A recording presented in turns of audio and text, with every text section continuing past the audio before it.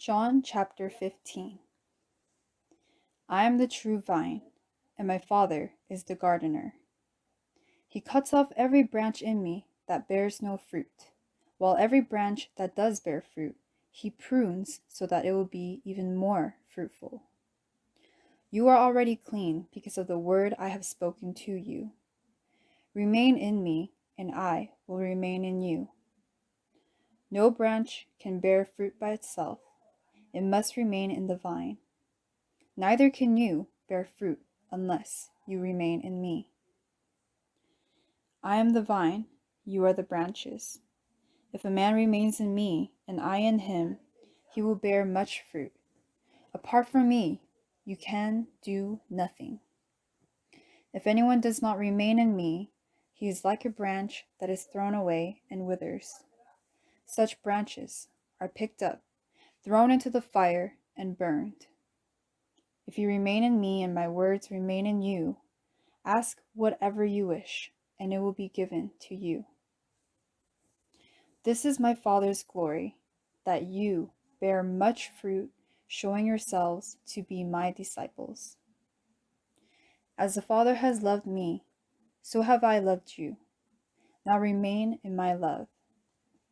If you obey my commands, you will remain in my love, just as I have obeyed my Father's commands and remain in his love. I have told you this so that my joy may be in you and that your joy may be complete. My command is this: love each other as I have loved you. Greater love has no one than this, that he laid down his life for his friends. You are my friends if you do what I command.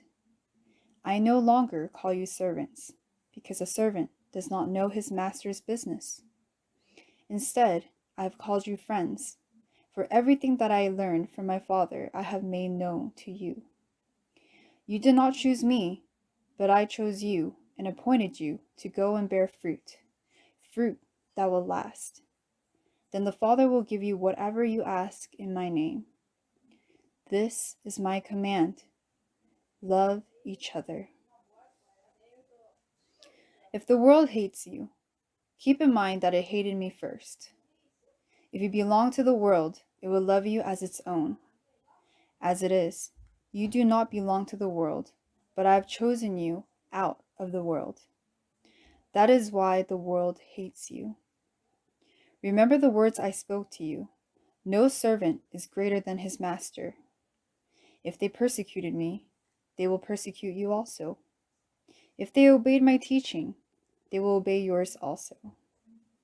They will treat you this way because of my name, for they do not know the one who sent me. If I had not come and spoken to them, they would not be guilty of sin. Now, however, they have no excuse for their sin. He who hates me hates my Father as well. If I had not done among them what no one else did, they would not be guilty of sin. But now they have seen these miracles, and yet they have hated both me and my Father.